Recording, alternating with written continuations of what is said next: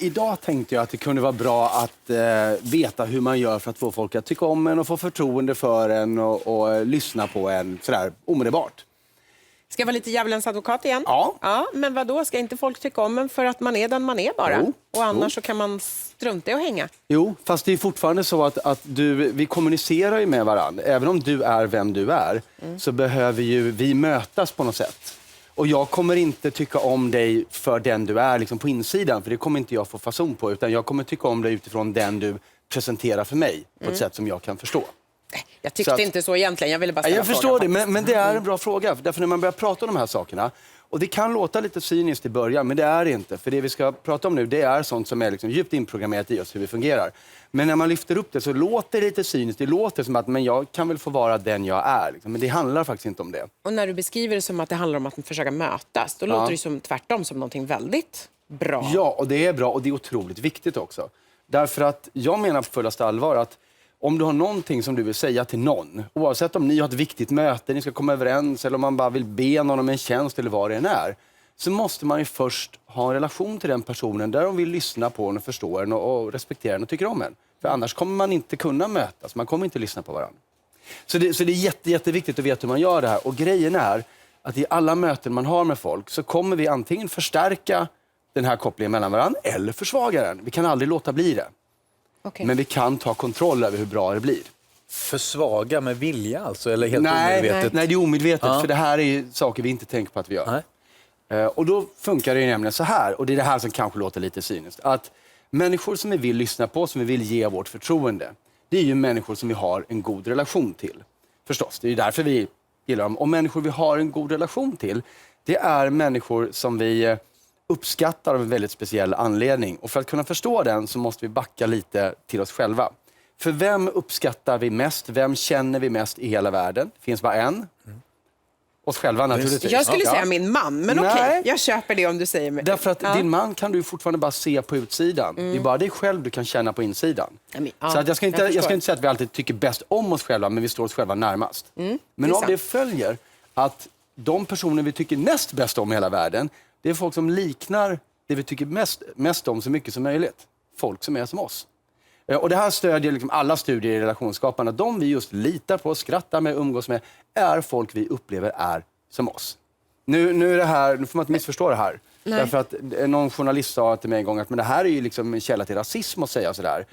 Inte det jag menar förstås. Man kan ju, vad det handlar om att få en annan människa att förstå att vi fattar världen på samma sätt. Vi tänker på samma sätt, vi har samma utgångspunkt. Och det kan man ju naturligtvis uppleva med någon oavsett vilken del av världen man kommer ifrån. Ja. Skulle du kunna visualisera det här eftersom jag har lättare att fatta saker när jag tittar på bilder? Ja, för här kommer vi till nästa grej. Hur visar jag dig att jag är som du? Just. Jo, det gör jag genom att jag kommunicerar som du gör. Jag pratar ditt språk. För då förstår du mig och du förstår hur jag uttrycker mig för du pratar på samma sätt. Men grejen är den här, vi gör det omedvetet. Vi gör det med den typen av språket vi inte tänker på.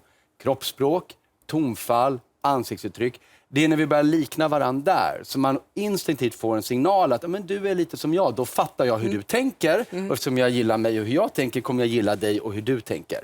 Och du sa i början att det handlar om att härma varandra. Det är ingen bra idé. För att om jag skulle härma er, det är bara att titta vad ni gör nu. Ni sitter där och anpassar efter varandra. Nej, vi anpassar oss efter dig. För du har ammarna på, annars hade jag suttit nere så här. Så att, om man gör samma sak som någon annan hela tiden, det blir väldigt krystat. Men vad det handlar om är att man börjar likna varann. Att om Peter använder stora rörelser gör jag det också. Och det här kan låta som att det inte spelar så jättestor betydelse. Så att jag tog en grupp människor och filmade dem. Och de fick en uppgift. Och det var att de fick para ihop sig 2 och 2. Och sen skulle de föra ett samtal. Och en av dem fick just i uppgift att börja anpassa sig efter den andra i kroppsspråket. Och vi kan ju se vad det var de gjorde. För det är inga stora grejer. Om vi tittar på, ni kommer att se mest att det är händer, det är benpositioner som är ungefär likadana. Och man måste också komma ihåg att det är en väldigt konstruerad situation nu. För de vet ju alla, de är ju väldigt väl medvetna om vad som pågår förstås. Det är väldigt absurt att sitta så här. Men ni ser ju, det är en har ett korsat ben, då har jag korsat ben. Är jag lite framåtlutad som är, då är jag lite framåtlutad.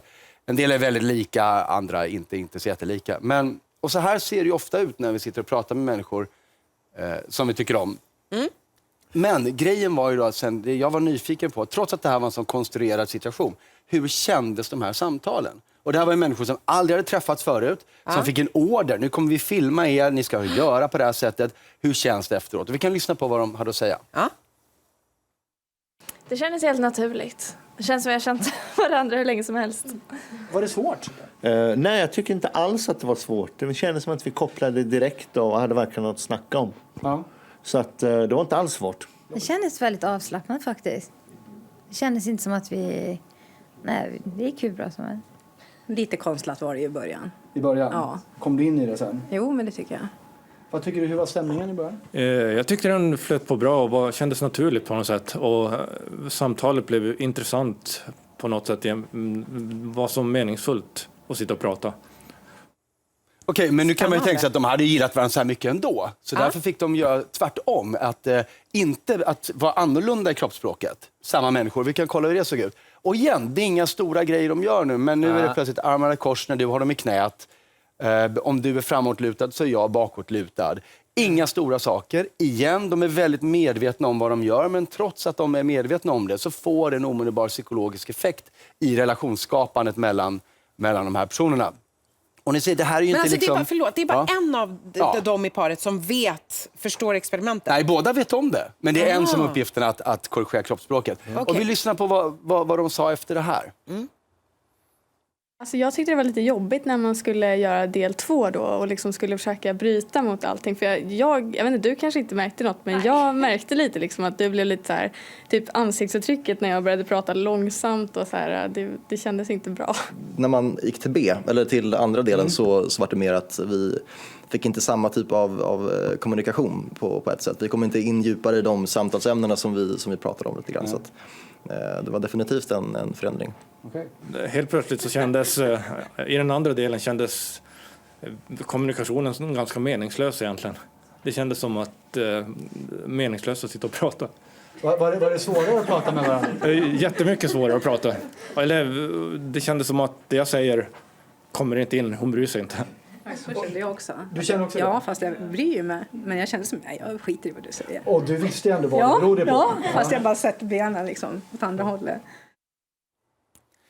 Så det gör enormt stor skillnad. Så vill du få någon att lita på dig, förtroende och bara lyssna på dig, prata som den gör, anpassa ditt kroppsspråk efter den personen. Och grejen är, det är inte att förställa sig, för det är det vi gör när vi inte tänker på att vi gör det.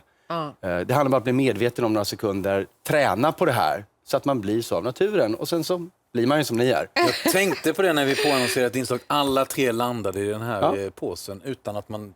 För vi vill säga till varandra, jag är som du är, tyck om mig, gilla mig. Ja. Det var väldigt spännande att höra de där rösterna efteråt faktiskt.